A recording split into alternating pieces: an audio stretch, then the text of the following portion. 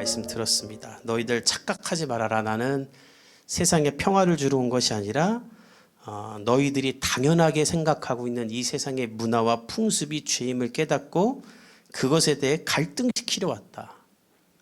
좀 더 우리에게 적용을 쉽게 한다면 세상 사람들이 다 이렇게 연애해도 너희는 그렇게 연애하지 말아라. 세상 사람들이 다 이렇게 애들을 키워도 너는 그렇게 자녀를 양육하지 말아라. 세상 사람들이 이렇게 돈을 벌고 사업을 해도 너는 다르게 해라. 갈등해라. 말씀 위에서 살기 시작해라라는 말씀이었어요. 이 말씀에 따라 사는 분들이 이 시대에 있습니다. 지난주에 이삭 토스트 대표이신 분의 이야기를 들었는데 다 먹어봤죠. 프랜차이저 전국에 800개 매장이 있다고 하는데 이 대표님이 권사님이세요. 근데 프랜차이저가 된 이유가 뭐냐면 자기 주변에 너무 가난한 사람이 있었대요. 이 사람을 좀 살게 해주고 싶다. 그래서 내가 하는 이 토스트 비법을 알려주면 이 사람이 먹고는 살 텐데 해가지고 자기 돈 8천만 원을 들여서 매장을 얻어주고 토스트 만든 비법도 알려줘서 이걸로 좀 잘 살아봐라 하고 준 거예요, 하나. 근데 이게 소문이 나고 사람들이 다 와서 저도 이것 좀 알려달라고 하고 싶다고 해서 지금 회사가 된 건데, 일반적인 이런 프랜차이저들은 초기 창업할 때 가맹비를 받고 그다음에 교육시켜주면서 교육비를 받고 그다음에 이제 계약을 하면서 보증금을 받고 오픈해서 이제 장사를 시작하면 장사에 대한 이 판매에 대한 로열티를 받는답니다. 그리고 시즌마다 광고비와 판촉물비도 매장들이 다 이렇게 해가지고 같이 하는 거예요. 근데 이삭 토스트는 이 모든 게 없대요. 가맹비 없고 본사와 수익 배분도 안 하고 납품도 가장 싸게 해주고 우리보다 싼 데 있으면 거기서 떼다가 써라. 그러니까 인터뷰하는 분이 그러면 이 회사는 돈을 어떻게 벌어요 했더니 회사가 인테리어가 없어요. 회사가 그냥 진짜 그냥 무슨 칸막이만 치고 이래요. 본사 직원들이. 그러면 본사 직원들에 대한 처우는 안 좋은 거 아니에요. 설날마다 상품권을 왕창 주고 첫째 나면 500만 원, 둘째 나면 1000만 원을 준대요. 근데 실제로 쌍둥이를 낳은 남자 직원이 있는데 그 다음날 1000만 원이 들어왔대. 그래가지고 이 대표 권사님에게 인터뷰하는 사람이 아니 왜 이렇게까지 하세요? 복지가 왜 이렇게 좋아요? 했더니 나는 복지라고 생각한 적도 없고 가맹점이라고도 생각하지 않는다. 다 내 식구다. 벌었으니까 나누는 것이다 라는 거예요. 근데 이 회사 사무실에 성경 구절이 딱 하나 걸려 있어요. 히브리서 10장 24절 말씀. 서로 돌아보아 사랑과 선행을 격려하며. 보통 기업은요, 내 시작은 미약하였으나 내 나중은 창대하리라. 뭐 하늘의 복을 구하라. 뭐 이런 거예요. 근데 이 회사는 서로 돌아보아 사랑과 선행을 격려해라. 당연한 이 세상의 기업처럼 회사를 운영하지 않고 가맹점 많이 늘리면서 자기 차와 집과 재산을 늘리고 자랑하는 게 아니라 예수님과 화평하기 위해 세상과 다른 방법으로 기업을 운영하고 말씀을 따라 사는 것이죠. 우리에게도 그러라는 거예요. 너희 말씀을 따라 세상과는 갈등하라. 그리고 이 세상의 당연한 죄악이 죄악임을 드러내고 판을 뒤집는 사람이 되라. 이 부르심에 순종할 때 하나님의 능력이 너희 가운데 나타날 것이다. 이것이 예수님의 말씀이었어요. 그런데 그때 두어 사람이 찾아와서 예수님께 질문을 하는 게 오늘 본문입니다. 우리 1절 읽어봅시다. 시작. 그때 마침 두어 사람이 와서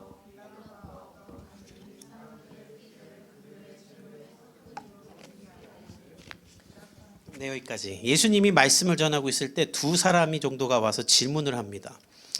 예수님, 빌라도가 갈릴리 사람들의 피를 성전 제물의 피와 섞은 것에 대해 어떻게 생각하십니까? 이게 무슨 말이냐면 빌라도 우리 다 알죠. 예수님을 십자가에 못 박혀 죽이게 한 로마에서 파견된 위대 총독이죠. 이 사람은 정말 뭐 법도 없대요.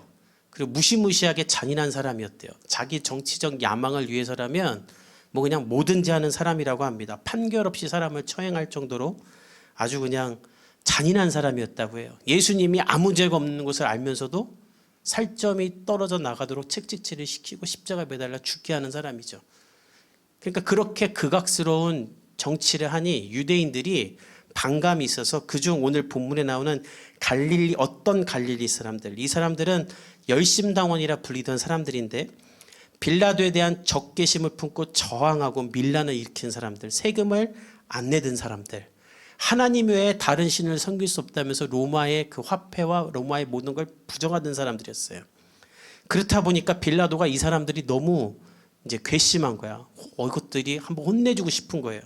그래갖고 다시는 덤비지 못하도록 이 열심당원들이 예루살렘 성전에서 예배를 드릴 때 우리는 예수님으로 인해 그렇게 예배드리지 않지만 이 사람들은 양이나 비둘기나 데리고 와서 자기를 대신해서 배를 가르고 피를 쏟게 한 다음에 태웠잖아요. 그 일을 할 때 자기가 데려온 동물을 배를 갈라 죽일 때 이 사람들도 군인들을 보내서 같이 죽여버린 거예요. 야, 왜 너 양만 죽여? 너도 죽어. 그러면서 성전 안에 군인들을 집어넣고 이 열심당원들을 죽여서 피를 섞게 만들었다. 동물의 피와 사람의 피를 같이 흘려보낸 거예요. 그러니까 이 유대인들은 이것 갖고 너무 충격을 받았어요. 다른 데도 아니고 어떻게 교회에다 군대를 보내가지고 예배드리고 있는 사람을 이렇게 죽이고 그 피를 어떻게 동물의 피와 함께 섞어서 버릴 수가 있는가. 그래서 사람들은 너무 충격을 받고 하나님은 왜 이거를 그냥 내버려뒀을까 생각하면서 아마 이 사람들이 너무 자기 혈기대로 살고 법도 안 지키고 맘대로 사니까 하나님이 열심당원들을 심판한 것이다 이렇게 생각한 거예요. 그래서 예수님께 묻는 거예요. 예수님, 이렇게 해석하는 게 맞습니까? 우리도 그렇죠. 누군가 안 좋은 일 당하면 저 사람 죄져서 저런 거야 막 이렇게 막 함부로 말하고 하잖아요. 예수님께도 그걸 묻는 거예요. 저는 오늘 이 말씀을 잘 배우기 원합니다. 오늘 이야기가 다 이야기인데 지금 우리 기독교와 교회가 세상에서 욕먹는 게 이거를 잘못 말해갖고 이런 어려움을 당하는 사람들에 대해 함부로만 하고 잘못 말했기 때문에 우리가 오해를 사고 있어요. 그래서 우리가 잘 배워야 돼요. 예수님은 이 질문에 어떻게 대답하시는가? 우리 2절에서 3절 읽어봅시다. 시작. 대답하여 이르시되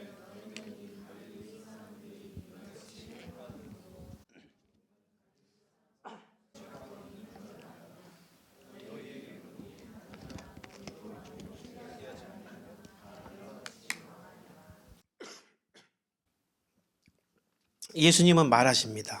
너희는 성전에서 비참하게 죽은 이 갈릴리 사람들이 다른 사람들보다 죄가 많아 벌 받은 줄 아느냐. 착각하지 말아라. 내가 분명하게 말하는데 너희도 회개하지 않으면 이와 같이 망하리라. 이 회개하지 아니하면 구절이 두 가지가 있는데 첫째는 자기 죄를 스스로 깨닫는 지각, 알지자의 깨달을 각. 스스로 내 죄를 깨닫는 이 지각이 없으면 너희들 망할 것이다. 두 번째는 늦은 지각, 우리 학교 지각했다 이 지각이에요. 회개하지 않으면 원문을 보면 회개가 늦어지면이라는 뜻이에요. 너희가 자신의 죄를 스스로 깨닫고 빨리 회개하는 것이 늦어지면 망할 것이다. 정리하면 자기 죄를 깨닫지 못하고 자기 죄는 회개하지 않고 누가 어려운 일 당했을 때 저 사람은 이런 일 잘못해서 저렇게 벌 받은 거야. 그래도 싸라고 함부로 판단하고 평가하는 것 너네 절대 그거 하지 말아라. 너가 누구를 판단하고 누가 누구를 평가하냐. 너 역시 심판의 대상이다. 누가 이런 사건을 경험할 때마다 너는 오히려 나 자신을 돌아보고 회개해야지 감히 네가 누군가를 판단하는 자가 되지 말라라는 거예요. 안타까운 건 이 시대의 사람들이 이것을 다 잃어버렸어요. 자기 죄를 몰라요. 회개를 지각하지 몰라요. 그러니까 다 싸우는 거예요. 정치인들 다 싸워, 부모 자매 다 싸워. 왜 싸우겠어요? 자기 죄를 모르니까. 그러나 예수님을 만난 사람들은 자기 죄를 압니다. 예수님을 만난 사람과 안 만난 사람의 차이가 뭔지 아세요? 예수를 만난 사람은 내가 죄인입니다를 고백하고요. 예수를 못 만나면 네가 죄인입니다라고 말해요. 과거 한국교회가 왜 존경을 받았는지 아십니까? 한국교회는 이 세상에 일어나는 모든 죄악을 다 우리의 죄입니다라고 대신 품고 기도했었기 때문에 한국교회가 존경을 받았었어요. 세상 사람들이 이렇게 말할 정도였어요. 왜 그걸 교회 잘못이라고 하세요? 왜 그걸 목사님들이 회개하세요? 그렇게 반문할 만큼 한국교회는 역사 속에서 대신 회개했어요. 실제로 한 아이가 아주 나쁜 짓을 저질러서 감옥에 가면 교회에서 기도 모임이 생깁니다. 세상에서는 저 부모가 어떻게 가르쳤길래 애가 저 모양이 됐냐고 비난하지만 교회들은 어떻게 얘기했냐면 대한민국의 교회가 이렇게 많은데 저 아이 하나를 제대로 못 품고 사랑해주지 못해서 왜 우리가 저 아이 하나를 못 가르쳐서 감옥에 가게 만들고 이런 아픔이 만들게 했을까? 우리의 잘못이다. 우리가 회개하자로 한국교회가 대신 회개했어요. 국가가 어렵고 여러 사고가 나면 같이 정치인들 욕하고 비난하고 누구 당이 잘했다 누구 당이 잘못했다 말하는 게 아니라 이건 교회가 기도하지 않아서 이렇게 된 것이다.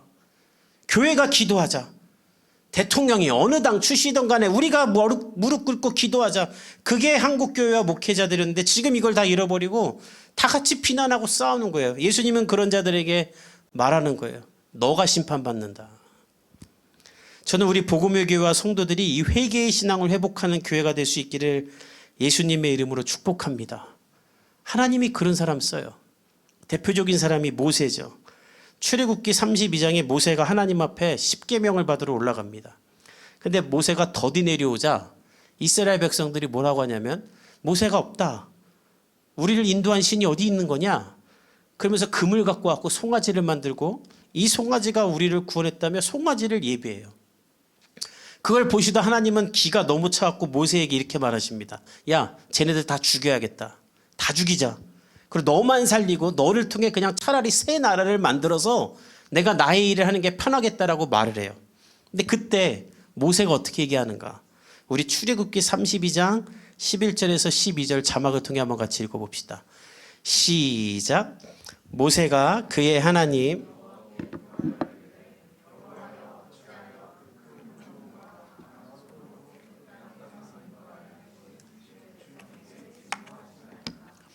어찌하여 애굽 사람들이 이르기를 여호와가 자기의 백성을 산에서 죽이고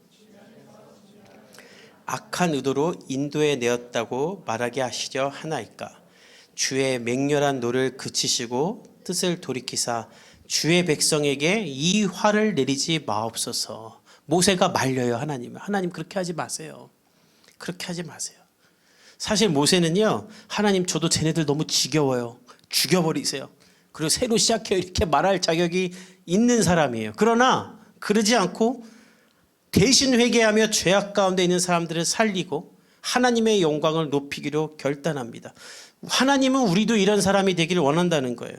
비난하고 지적하고 판단하고 정죄하는 자가 아니라 대신 기도하고 회개하며 나를 돌아봐야 한다고요. 여러분들이 속한 곳에서 가정에서 여러분 모두가 그렇게 되기를 예수님의 이름으로 축복합니다. 제가 목회하면서 정말 가장 열심히 하는 것도 사실 이 부분이에요. 제가 여러분들 목회하면서 정말 열심히 참는 게 있어요. 여러분들에게 하고 싶은 말이 있는데 안 하는 거예요. 만약에 제가 너 이거 해야 된다, 너 저거 해라라고 말하면 최소 10번 이상은 참고 하는 말입니다. 10번이 뭐야? 10번도 더 참아. 하도 많이 참았고 요즘은 세고 있어요. 로운이 5번 참았다. 대표기도 진짜 안 하네. 막 이런 거 막. 예주 4번 참았다. 현모 심판이 임박했다. 뭐 이런 거.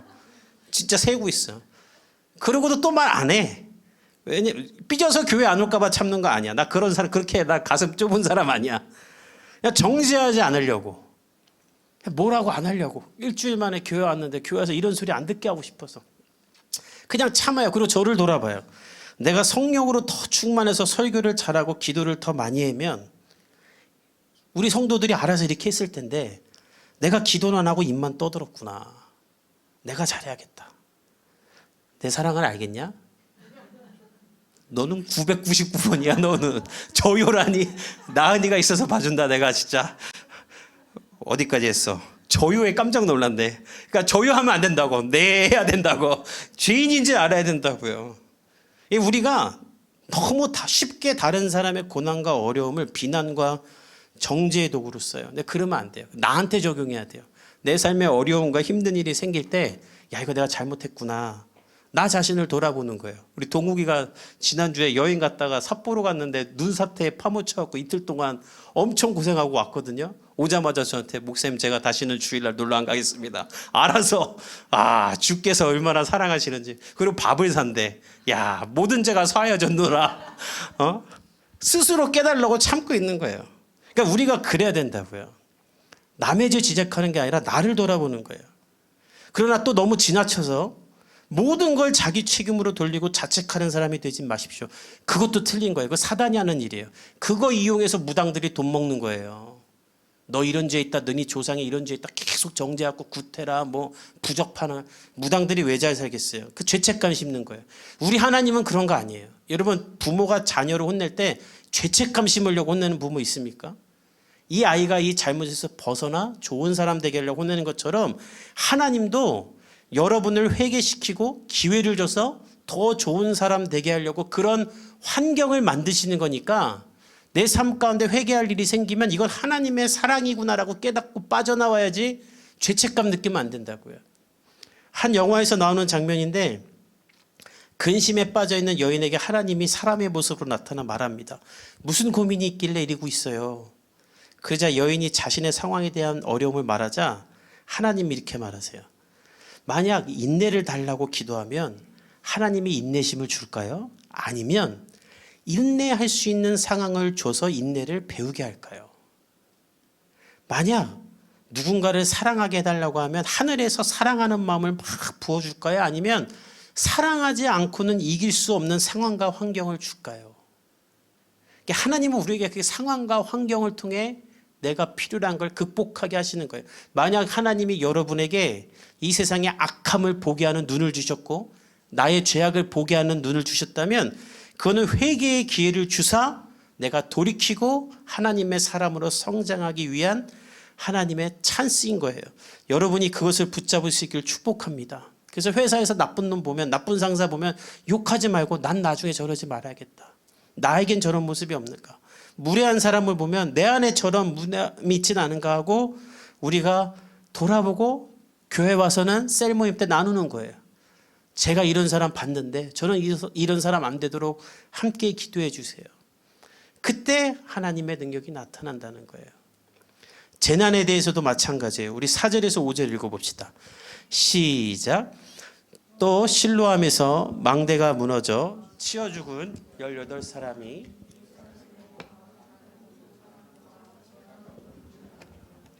너희에게 이르노니 아니라 너희도 만일 회개하지 아니하면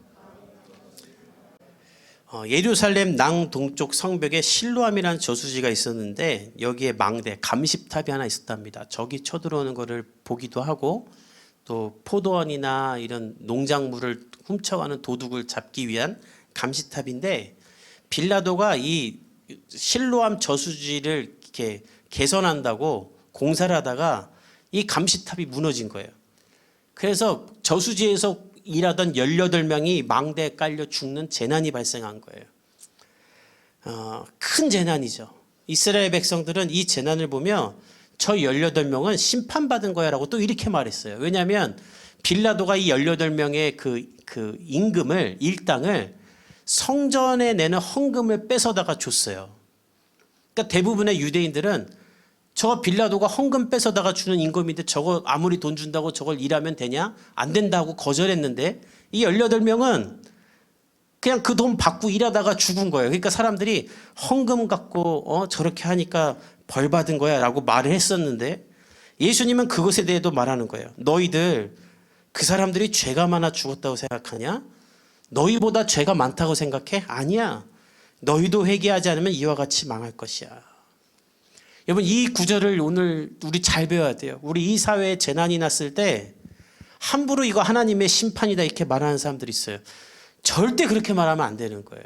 그 누가 그렇게 말하면 그래서 사람들이 여러분들에게 왜 기독교는 그렇게 말한다고 하면 아니에요. 그건 그 사람 혼자 한 말이지 우리는 그렇게 말하지 않아요.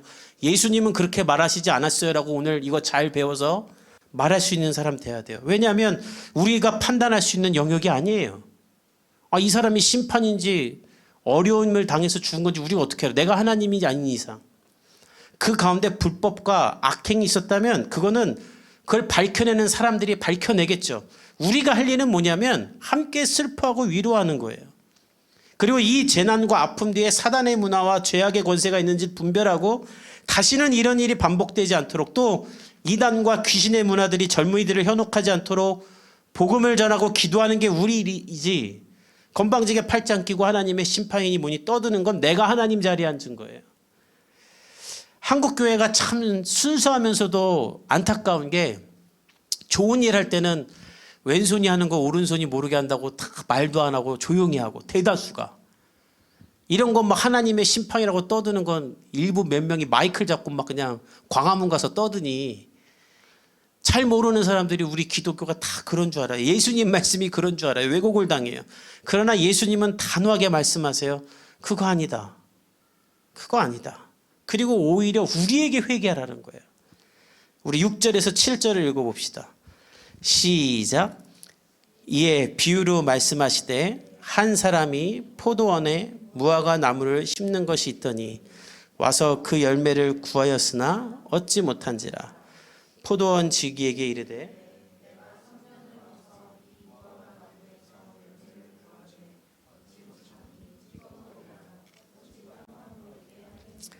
예수님이 지금까지 하셨던 말씀을 더 잘 설명하기 위해서 비유로 말씀하시는 거예요. 한 사람이 무화과 나무를 심었는데 3년이나 지나도 열매가 안 나요. 보통 3년 안에 무화과 나무는 열매가 난답니다.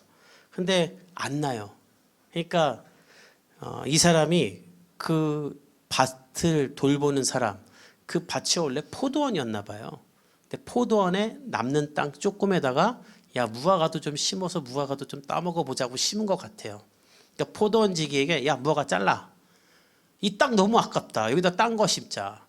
제가 포도밭에서 10년 살았다 했잖아요. 근데 실제로 그 우리 포도원 주인 아저씨도 한 100평 정도에다 작물을 심었는데 다 너무 잘 자라요. 이게 다 너무 맛있고. 그래서 우리한테 맨날 파나 상추나 고추나 다 그냥 따먹으라 하셨는데, 그러니까 그렇게 다른 거 씌우면 잘 자랄 건데 왜 3년이나 이 무화과 나무 때문에 땅을 버려요? 잘라라 한 거예요. 그런데 포도원 지기가 이렇게 말하는 거예요. 제가 땅을 동그랗게 파서 거름도 주고 이 나무가 열매 맺도록 한 번 더 키워볼 테니 1년만 기다려 주세요. 우리 8절하고 9절 읽어봅시다. 시작. 대답하여 이르되 주인이여 금년에도 그대로 두소서. 내가 두루 파고 거름을 주리니 이후에 만일 열매가 열면 제가 1년만 더 돌보겠습니다. 거름도 주고 잘 하겠습니다. 그래도 열매가 안 나면 그때 찍어버리면 되잖아요. 이게 무슨 비유냐면 주인은 하나님을 말하고요. 무화과 나무는 우리를 뜻해요. 하나님이 우리를 이 세상 한복판에 한쪽에 심으신 거예요. 열매 맺는 인생들이 되라. 근데 3년이 지나도 열매가 안 자라. 그러니까 하나님이 잘라. 근데 포도원 지기신 예수님이 말하는 거예요. 1년만 더 기회를 주십시오. 제가 저 나무에게 거름을 주고 돌보고 열매를 맺도록 제가 한번 해보겠습니다. 1년만 더 기회를 주십시오. 만약 그때도 열매가 맺히지 않는다면 그때 제가 찍어버리겠습니다. 우리에게 하시는 말씀인 거예요. 하나님이 우리를 세상에 두셨어요. 거기서 열매를 맺어라. 어떤 열매일까요? 이 세상 사람들 다 비난하고 욕하고 서로 탓이다 할 때 우리는 대신 회개하며 그 비난하고 책망하는 것이 열매가 되도록 판을 바꾸는 사람들, 그런 사람들이 되도록 하나님은 우리를 세상 가운데 심어두셨어요. 그 열매를 우리가 얻어야 된다는 거예요. 사랑하는 성도 여러분, 오늘 이 주일을 시작으로 여러분의 삶 가운데 남의 죄와 한계를 깨닫고 지적하는 것은 멈추고 내 죄를 깨닫고 회개하는 이 회개의 열매가 시작되기를 예수님의 이름으로 축복합니다. 여러분 술 안 먹고 담배 안 피고 교회 다니면 회개할 일이 없는 게 아닙니다. 요즘 그거는 예수 안 믿는 사람들도 다 해요. 자기 건강 위하는 사람들은. 진짜 회개는 하나님 앞에 내가 얼마나 무가치한 자임을 깨닫는 것. 왜 나를 위해 예수님이 십자가에 달려 죽으셨을까? 왜 나 같은 것을 하나님이 선택해서 하나님 나라를 꿈꾸게 하고 하나님의 뜻대로 살게 하는가? 왜 크신 하나님이, 하나님에게는 수많은 사람이 있는데 나보다 잘난 사람이 많은데 왜 나를 통해 열매를 맺으려고 하고 예수님은 왜 하나님한테 1년의 기회를 더 달라고 하면서 나를 포기하지 않는가? 이것을 깨달으며 회개하고 하나님 앞에 제가 열매 맺는 나무가 되게 해주세요라고 고백하는 것, 그것이 하나님이 원하는 우리의 삶이라는 거예요. 전 여러분들이 그렇게 되기를 예수님의 이름으로 축복합니다. 저는 이번 주에 이런 고백을 하는 분의 영상을 하나 봤어요. 수년 전에 조혜련 씨가 기독교 방송에 나와서 박명수 씨가 예수님을 믿게 되었다고 한 적이 있어요. 조카가 사고가 났는데 혼수 상태에 있을 때 그냥 병원 바닥에서 바짝 엎드려서 살려만 주시면 제가 하나님 믿을게요 했는데 이 아이가 살았다는 거예요. 그리고 학교를 다닌대요. 그래서 나는 하나님 끝까지 믿을 거야 라고 고백을 한대요. 근데 얼마 전에 누가 보내줘서 봤는데 자기 유튜브 쇼츠에 이렇게 나와서 하나님 이야기를 하더라고요. 아주 짧아요. 그리고 아주 웃기게 말했어요. 그냥 쉽게 툭툭 말했는데 정말 이거는 정말 신앙 고백인 거예요. 제가 볼 때는 아무나 이런 고백을 할 수 없어요. 그래서 30조짜리라 제가 갖고 왔어요. 그냥 제가 하느니 보여주려고. AI 아니에요. 그러니까 여러분들 이거 한번 잘 보세요. 연예인의 삶은 어떠세요? 한가로울 땐 한가없고 즐거울 땐 즐겁고 피곤할 땐 피곤하고 쓰리고 연예인 하길 잘했다. 연예인한 건 하느님이 도와주신 거예요. 저는 머리가 좋지 않고 게으르고 나태하고 못생기고 삼중고를 가지고 있는 것 중에서 연예인을 시켜주신 건 하나님한테 감사드리고 남을 위해서 더 열심히 살겠습니다. 천운이네요, 천운. 저는 맞아요. 이게 아무렇지도 않은 말 같죠, 여러분? 그냥 하는 말 같죠? 웃기려고 하는 말 같죠? 근데 여러분 이 하나하나가 이거 그냥 할 수 있는 말이 아니에요. 맨날 무한도전할 때 나 악마의 아들이라고 맨날 하던 사람인데 모든 게 하나님의 은혜다. 여러분 이거 진짜 하나님 만난 사람이면 못합니다. 돌아보니까 내가 연예인으로 이렇게 살 수 있는 게 말이 안 되는데 하나님이 이렇게 주셨구나. 그리고 마지막 구절이 중요해요. 남을 위해 베풀며 살겠습니다. 야, 너무 멋있지 않아요? 남을 비난하고 정죄하는 인생이 아니라 남을 위해 살겠습니다.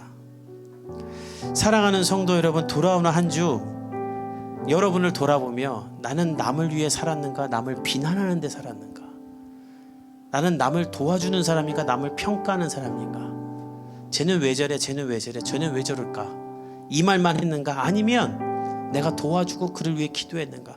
아이 키울 때도 마찬가지예요. 지적만 해서는 아이가 변하지 않습니다. 너 왜 그래, 너 왜 그랬어, 왜 그랬어. 그렇게 키우면 나중에 애가 이렇게 말합니다. 누가 나 낳으라 그랬어?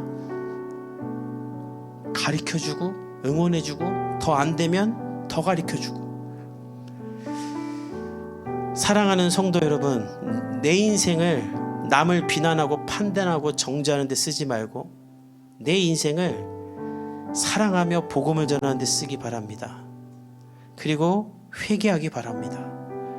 나를 통해 세상을 변화시키고자 하는 예수님의 이 회개의 부르심 앞에 응하는 복음의 성도들이 되어 세상에서 승리하기를 간절히 축복합니다.